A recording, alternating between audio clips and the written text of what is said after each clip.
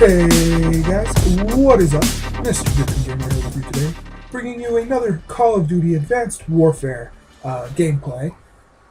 Today, you'll be glad to see that I am not playing Team Deathmatch. Instead, I am playing Capture the Flag.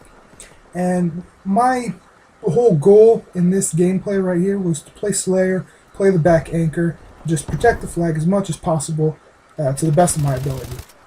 So this gameplay might be a little campy for some people because I'm not out slaying as much. Other people might like to see this kind of strategy or me play strategy more, and I will be getting to that. So I've also gone ahead and chopped up the kill cam, so every time I'm killed there's usually a 5-second delay respawn timer. So I've just gone ahead and cut out those kill cams. So it makes my life a little bit easier. I don't have to talk as long. So just so you guys know. Before we get into the seriousness of the topic though, I just wanted to inform you guys on what I've done to improve this channel, to improve quality of life on my part. I've gone ahead and bought a Alienware X51, I believe. Desktop computer. That way I can render videos quickly. I don't have to sit here and wait 2 hours for it to render from Sony Vegas. I can just render it as quickly as possible, get it done, get it out. Wham bam, thank you ma'am. And the other reason is my laptop currently, I can't use XSplit on my laptop right now. It currently crashes the system, or crashes my computer, so it makes streaming just a pain. And right now I'm having to use the PS4 broadcasting system, and I'd like to get away from that. I'd like for you guys to see my handsome face and whatnot, so that's the main reason I went ahead and bought a desktop computer. So the other thing that I wanted to clarify is I made a mistake the last time. I pronounced one of my fellow YouTuber and streamer and friends' names wrong.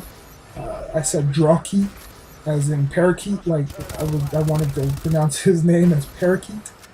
But he's gone ahead and informed me that I'm saying that dead wrong, and that he'll cut me if I don't correct myself. So the way to pronounce his name, and he's sent this in a video, audio file to me, is Drawkit. Drawkit. Okay, so I got that out of my system. Now everybody knows his name is Drawkit. All right. Let's get it right from now on. So, let's get into the seriousness of the conversation. So here we go. Once upon a time, in a time long, long ago, 2012, my father was diagnosed with Hodgkin's lymphoma. And if you guys don't know what Hodgkin's lymphoma is, it's a not so aggressive type of cancer that if it goes untreated will cause death, as most cancers usually do. And he was diagnosed with this, and all of a sudden just everything started falling apart. So I started slacking off in school. I didn't really care about going to my college courses anymore. It just felt so bland to me, but thoughts of suicide never crossed my mind. I can tell you that for a fact. It was just something that I knew I had to be prepared for. I had to be prepared for the worst, just in case. And I had to be strong for my family, like my dad was being strong for us. So my dad eventually he went day by day with this, and he fought as hard as he could every single day. And it just brought a new outlook on my life. He is cancer-free. May 15th, 2013 was the day he beat cancer. And we all celebrated that night by going and eat a fattening dinner. So he beat it, and that day he taught me that perseverance and dedication and hard work is really what you need to what you really need to focus on when dealing with a tough obstacle in life.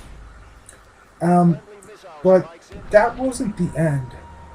9 days before my 22nd birthday, on December 1st, 2013, my dad suffered a heart attack, and I'm not going to sit here and say that it wasn't severe, but it's not as severe as people.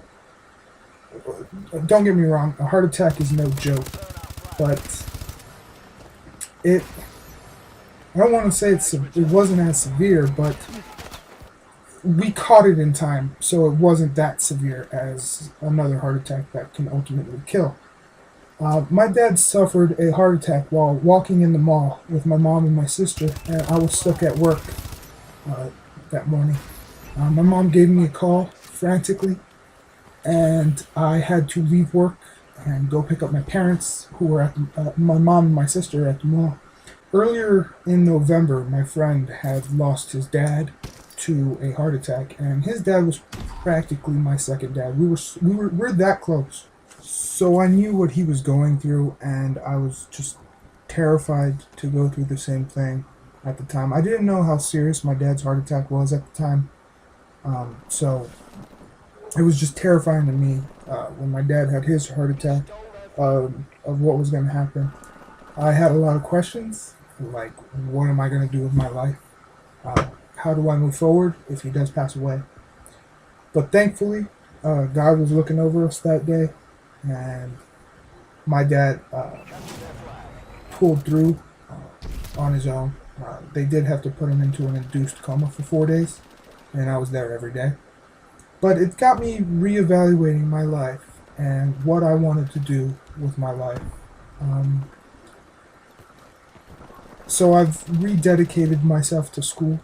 I've gone ahead and I'm starting to pursue things that I want to do, whether it be in the YouTube community or professionally, career-wise. I am more dedicated at my job now. I am pursuing my dreams, and as most of you probably don't know, I do want to become a police officer, so I am going to school for that right now.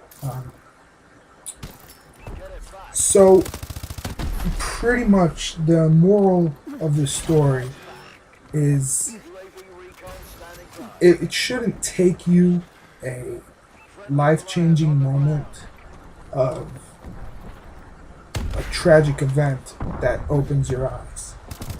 In my case, it did.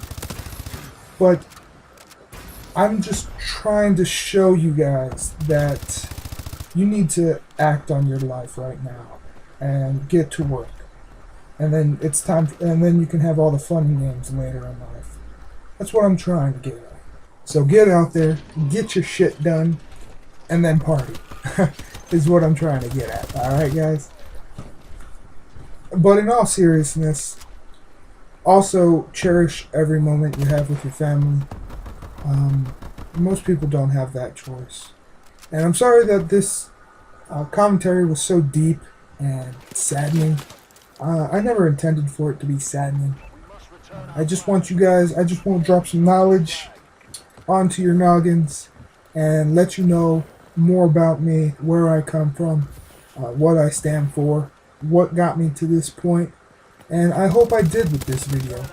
So I'm just going to go ahead and let this video play out. It's almost over anyways. Oh, before I go, this is the part where I almost score, but then there are other teams like, nope.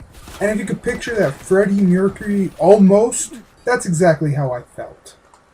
If you guys enjoyed this, be sure to leave a like, comment, and don't forget to subscribe.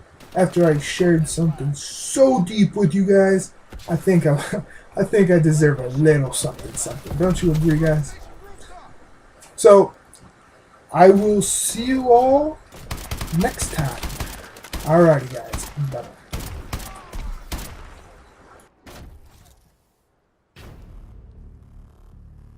Squad, that was textbook.